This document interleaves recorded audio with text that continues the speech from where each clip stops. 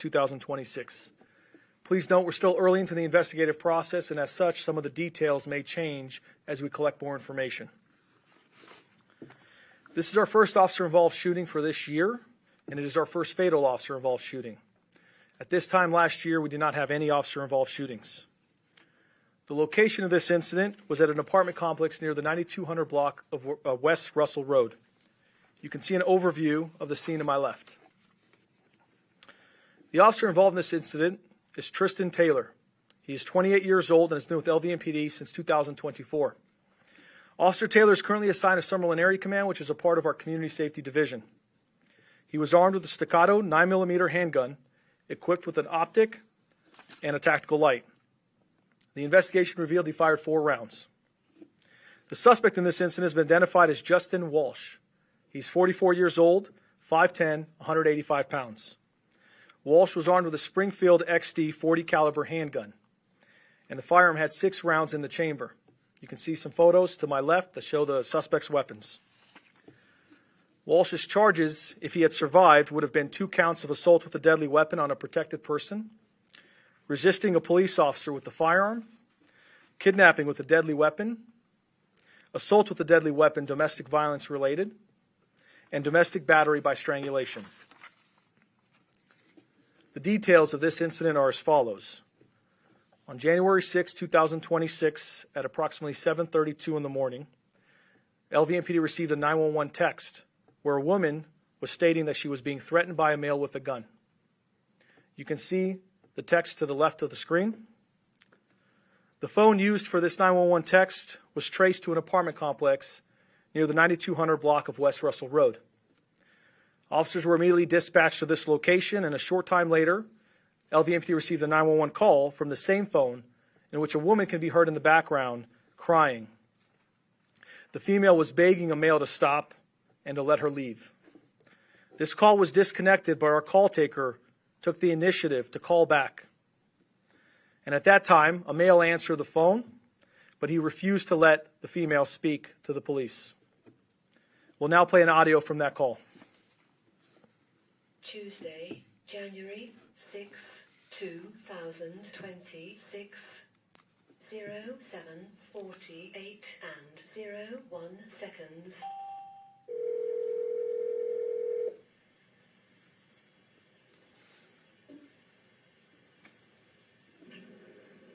Hello? Hello, this is Metropolitan Police Department.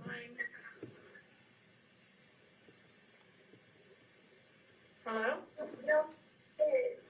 Hello? Sorry? Hi, this is Las Vegas Metro. Okay. Did you call in? No. I'm sorry. It was a mistake. Who is that in the background? What is that in the background? Yeah, why is the woman crying? She's not crying. Can I talk to her? You can absolutely talk to her.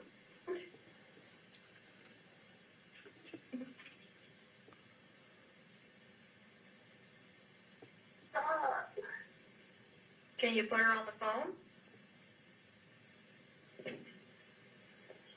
Yeah, I have her on the phone right now. Okay, can I get off speaker, please? No, you can say what you need to say. Ma'am? Let me hold it. I can talk to myself. Why are you not giving her the phone? She has the phone. She said let me hold it. She's holding the phone. She said she doesn't have it, sir. Can you just hand her the phone, please? As you heard in the 911 call, just a very dangerous situation, if you can read between the lines there of what's being said and what's not being said. So as expected, our officers immediately went to that location. As they arrived in the apartment complex, they located the apartment door where they believed the call originated from, and then they heard 2 people arguing. While in front of the door suddenly opened, and a female attempted to crawl out to the officers in the hallway. The male half, later identified as Justin Walsh, could be seen trying to pull the female back into the apartment with one hand and then pointing a firearm at the female's head using his other hand. Officers immediately issued verbal commands, but Walsh refused to comply, and then he began to raise his firearm towards our officers.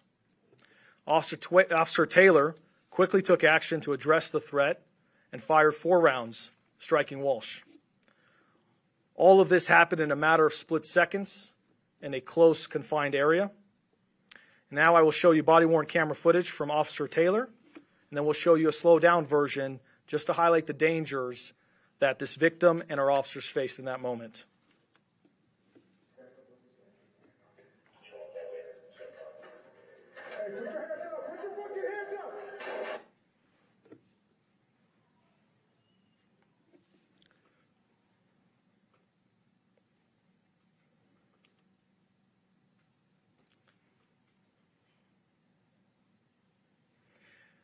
Now you'll see a still photo of the suspect attempting to pull the victim back inside the apartment while holding a firearm to her head using the other hand. This is what the officer saw in those split seconds as the door opened. And then you'll see another still photo here of the suspect taking a shooting stance and pointing the firearm right at Officer Taylor. As soon as the threat was addressed, our officers took Walsh into custody and began providing medical attention while waiting for medical personnel to arrive. Walsh was transported to a local hospital where he later died. The female was treated by medical personnel on scene, and none of our officers were injured during this incident. This concludes the formal part of this briefing, but I just want to take a moment here and say 2 things. First, this incident is a stark reminder of the dangers that our men and women in law enforcement face every single day.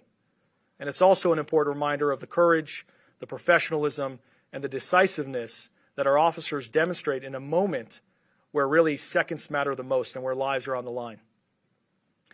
Our call taker and dispatcher were persistent. They made sure that they called back on a 911 disconnect, and they made sure that they were asking questions to identify a dangerous situation.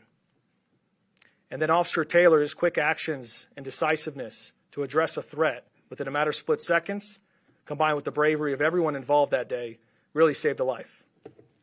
The second thing I think that's very important to mention, particularly with this officer-involved shooting, is the issue of domestic violence in our community.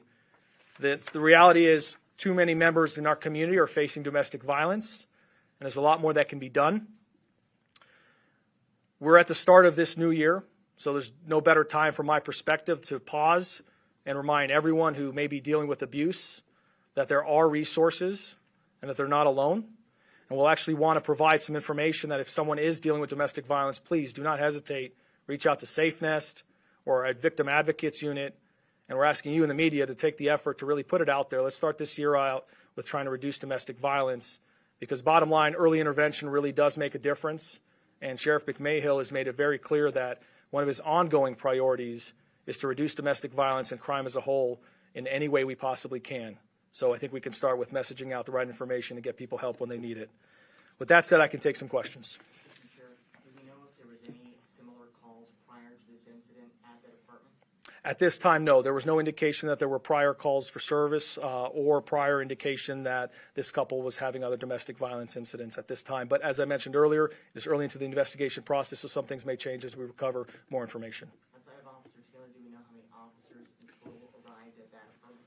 So I can tell you, Officer Taylor was one of the officers. There were 3 additional officers and a sergeant that were there pretty quickly right when the incident unfolded. 4 in total?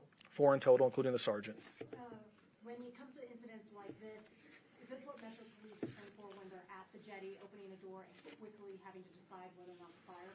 So the question is, when it comes to incidents like this, is this what our police officers trained to do, particularly at the jetty, our training center that we recently built? And the short answer is yes. They go through a variety of training exercises to include situations where they have to react very quickly in a matter of split seconds and make a decision.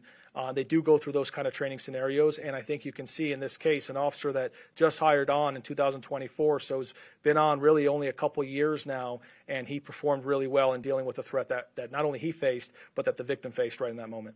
Also, when you're talking about use of force, I know you go through various means, but because the officer knew there was likely a gun involved, is that why they had their firearms drawn and decided not to use any other type of force? Well, so that's the question is because there was a call and the details indicated that there was a gun potentially involved. Is that why there was no other options used when faced with the firearm, for example? But that's not exactly the case because in this situation there was just a matter of split seconds. So there was really no time. And when you're dealing with someone with a firearm, that is a lethal threat. So you first have to make sure you have lethal coverage before you can consider any other de-escalation methods.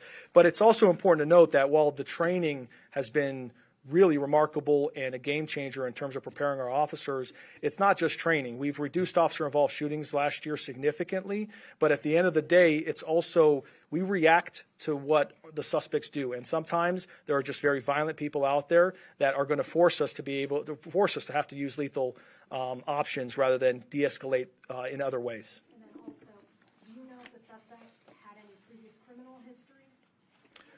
You know what? I don't have the answer right now. I can get that to you at a later time. As I said, we're just 72 hours into this, so we're still collecting information. With that, take one more question, and then I'll have to wrap up. For Walsh, do we know if he was a resident at that address, or was there a car? Did he arrive at that address?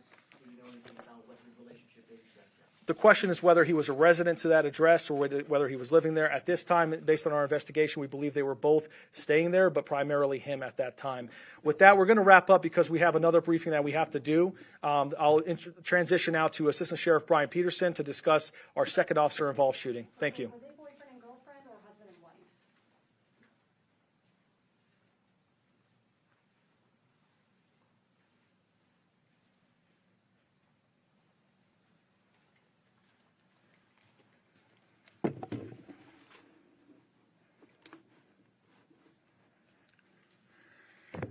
Good afternoon.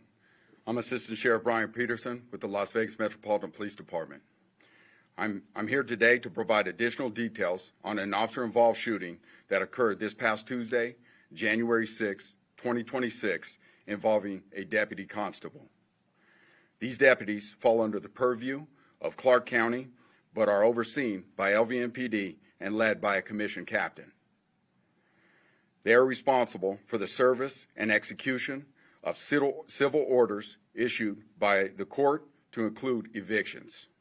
Please note, we're still early in the investigation process, and as such, the details may change as we collect additional information.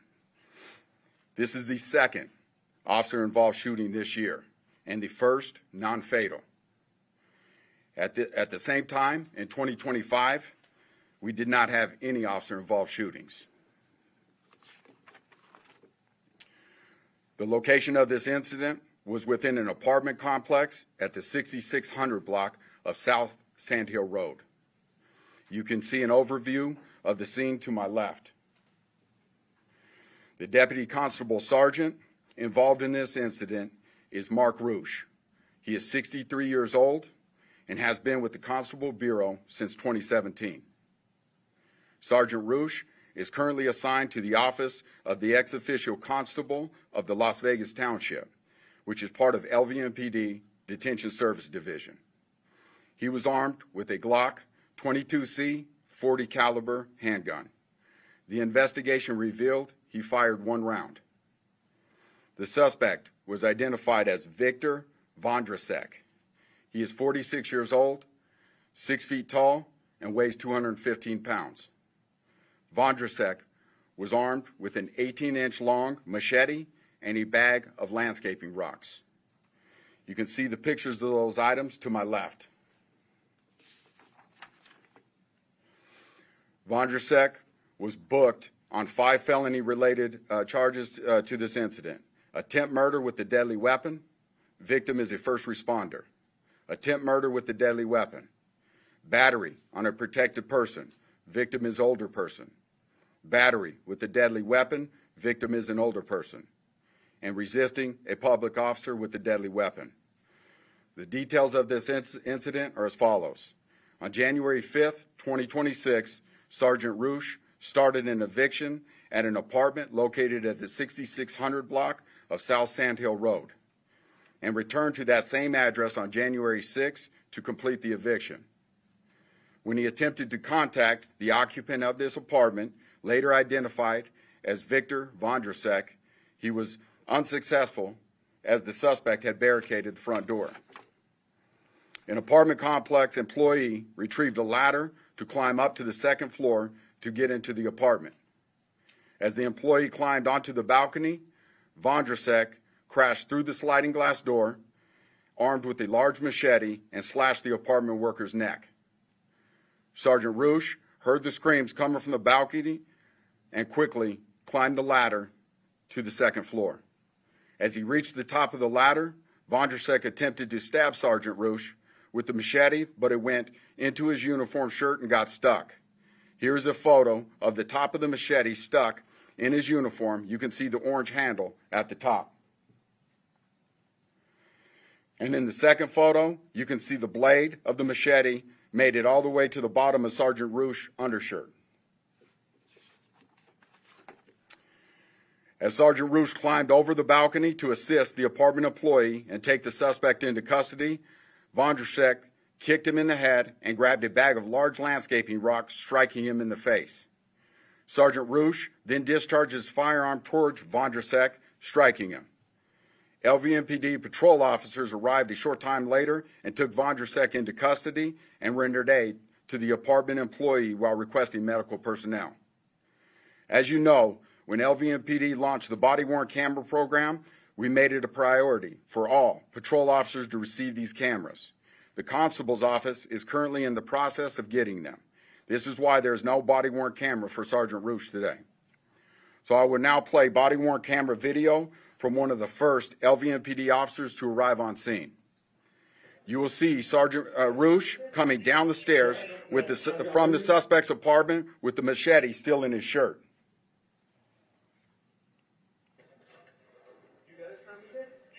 Yeah, I don't know. I've got, where you said that. I got you. I don't know if it went in or... It's in. We're not gonna move it. Okay, hold on. We'll move you here. Okay. Yeah, we're not gonna leave it, we're not gonna move it around. Just take a seat over here. He cut the guy's throat with the maintenance. Right. Sit on the front of my car right here.